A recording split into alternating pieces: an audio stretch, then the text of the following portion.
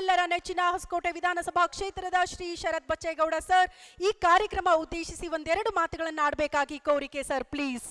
ವಾಸ್ತವವಾಗಿ ಹೇಳಬೇಕು ಅಂತಂದರೆ ಇವತ್ತು ಯಾರೇ ಆಗಲಿ ಪ್ರಚಾರ ಪಡ್ಕೋಬೇಕು ಅಂತಂದರೆ ಮಾಧ್ಯಮ ಅತ್ಯಂತ ಅಗತ್ಯವಾದಂಥದ್ದು.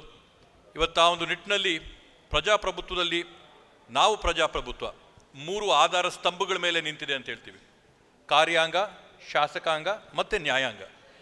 ಈ 3 ಆಧಾರ ಸ್ತಂಭಗಳ ಮೇಲೆ ನಿಗಾ ಇಡ್ತಕ್ಕಂಥದ್ದು, ಅವರವರ ಜವಾಬ್ದಾರಿಗಳು ಅವರು ಸರಿಯಾಗಿ ಮಾಡಲಿ ಅನ್ನೋಂಥ ಒಂದು ನಿಟ್ಟಿನಲ್ಲಿ ಇರ್ತಕ್ಕಂಥ ಮಾಧ್ಯಮ ಇವತ್ತು ನಮ್ಮೆಲ್ಲರ ಮೇಲೂ ಕೂಡ ಭದ್ರವಾಗಿ ಪ್ರಜಾಪ್ರಭುತ್ವ ಸುರಕ್ಷಿತವಾಗಲಿ ಅನ್ನೋಂಥ ಒಂದು ನಿಟ್ಟಿನಲ್ಲಿ ಇವತ್ತೇನು ಸಕ್ರಿಯವಾಗಿ ಕೆಲಸ ಮಾಡ್ತಾ ಇರ್ತಕ್ಕಂಥ ಗ್ಯಾರಂಟಿ ನ್ಯೂಸ್ ಅವ್ರಿಗೆ ನಾನು ಮನಸ್ಪೂರ್ವಕವಾದಂಥ ಅಭಿನಂದನೆಗಳನ್ನ ಇವತ್ತು ನಾನು ಸಲ್ಲಿಸೋಕ್ಕೆ ಬಯಸ್ತೇನೆ. ಅತ್ಯಂತ ಕಡಿಮೆ ಅವಧಿಯಲ್ಲಿ 10 ತಿಂಗಳೊಳಗಡೆ ಈ ರೀತಿಯಾದಂಥ ಒಂದು ಬೆಳವಣಿಗೆಯನ್ನು ಸಾಧನೆ ಮಾಡ್ಕೊಳ್ಳೋಂಥದ್ದು ಸಾಮಾನ್ಯವಾದಂಥದ್ದಲ್ಲ.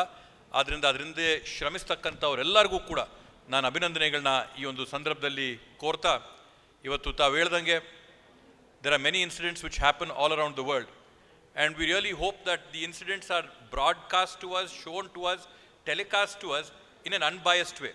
ಅದರಲ್ಲಿ ಯಾವುದೇ ಒಂದು ತಾರತಮ್ಯ ಇಲ್ಲದೆ, ಅದಕ್ಕೆ ಯಾವುದೇ ಒಂದು ಬಣ್ಣ ಕಟ್ಟದೆ, ಯಾವುದೇ ಒಂದು ತತ್ವ ಸಿದ್ಧಾಂತದ ದೃಷ್ಟಿಯಿಂದ ನೋಡದೆ ವಾಸ್ತವವಾಗಿ ಏನು ನಡೆಯುತ್ತೆ ಅನ್ನೋಂಥದ್ದನ್ನು ಜನಕ್ಕೆ ತಲುಪಿಸೋಂಥ ಕೆಲಸ ಇವತ್ತು ಮಾಧ್ಯಮಗಳು ಮಾಡಬೇಕಾದಂಥದ್ದು.